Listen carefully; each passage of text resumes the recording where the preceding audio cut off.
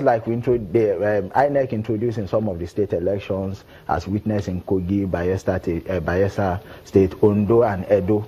Recently they decided to collapse accreditation and voting system together, which to me is okay. So rather than wasting time on accreditation, I'm going home and coming back again. Coming home, come back and do voting. So then they have collapsed that system, which for me is perfectly fine. So which is going to reduce the number of hours or the number of time that the INEC official will use, to process voters. To me, card reader is very, very, useful. It's a welcome idea, and I think we should continue with it. But if you look at what LASIK did today compared to any other state electoral commission, how would you rate LASIK? Anyway, they are below par, so that is just it. Compared to other states? Compared to other states. Compared to other states, because this is the state of excellence. No, they say. If you ask me, I will tell you they lack adequate preparation.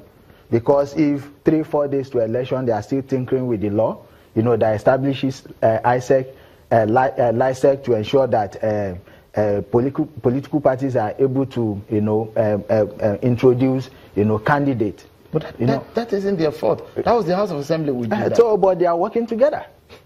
So they are working together. They can advise, House of Assembly on that. They have a legal department that can actually do a presentation to the House of Assembly to say, look, this portends a very great, danger. But that was the process that was done in one day. We understand. So, yeah. Under 1 hour, we understand that the law, the process, the bill was passed, and it was signed. First reading, second reading, third reading, and it was passed on the floor of the Assembly. And it was signed immediately by the governor.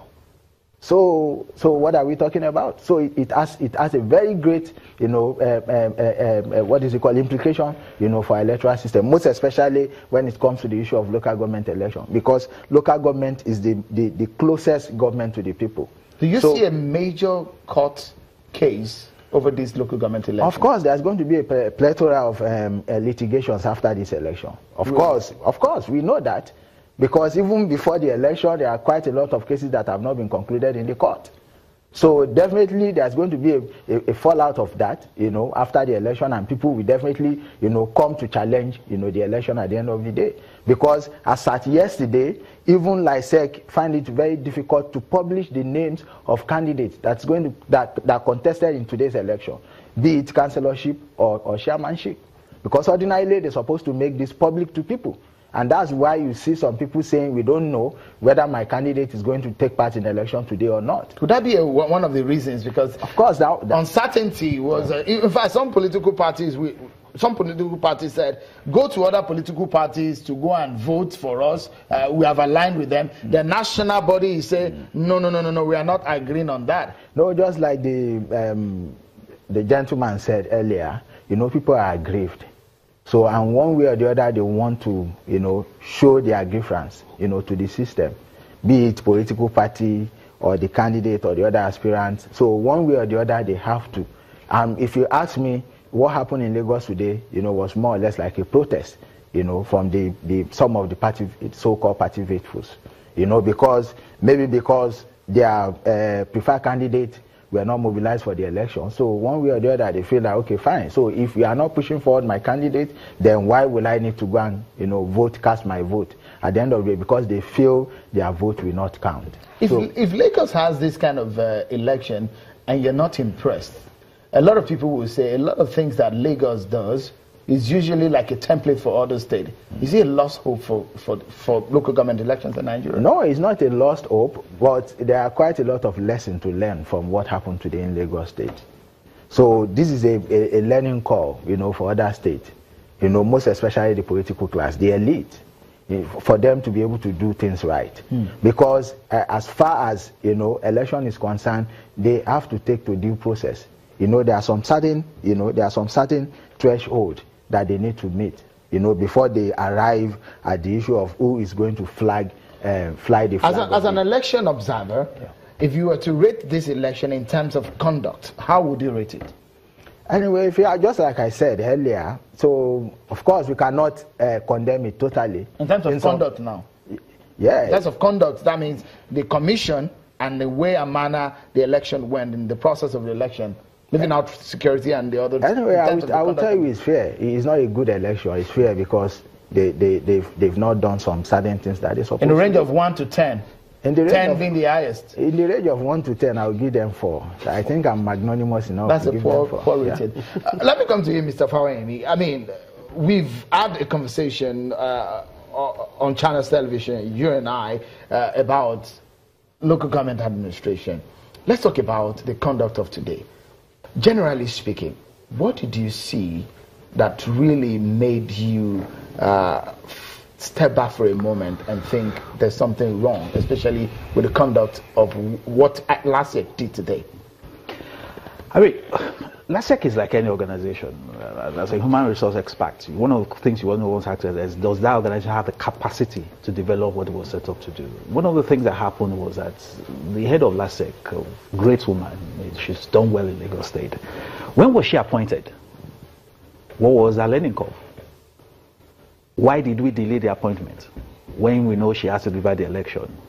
Was set today as the day for election. Was it the best time to have set? Has she come through her learning curve to that point? I mean, let's talk about the facts. Atairu Jega, professor, was INEC chairman. The first election he did was like a false start. We had to do it, we had to postpone by 1 week. Cancelled on the day of the election? Yes. Because everybody learns on the job. That's the best way to learn. So the question is that what Lagos could have done, which organizations do when they want to deliver results, is that they should have ensured the head of the organization going to deliver the result has enough learning points. The other thing that I think is also important is we need to define what success means. I do not think success means conducting of election. Part of the success is how many people participated in that election. The Nigerian Constitution says I have a right to participate in the conduct and affairs that leads to development of my area. So if I don't vote, that's failure on the part of the person that organized the election. So we should stop ticking the box. And you know what has happened in the last 1.5 years? Virtually every state that's organized local government election, the ruling state, they don't win all, they sweep all. That's the way it's reported. This party sweeps, is sweeping.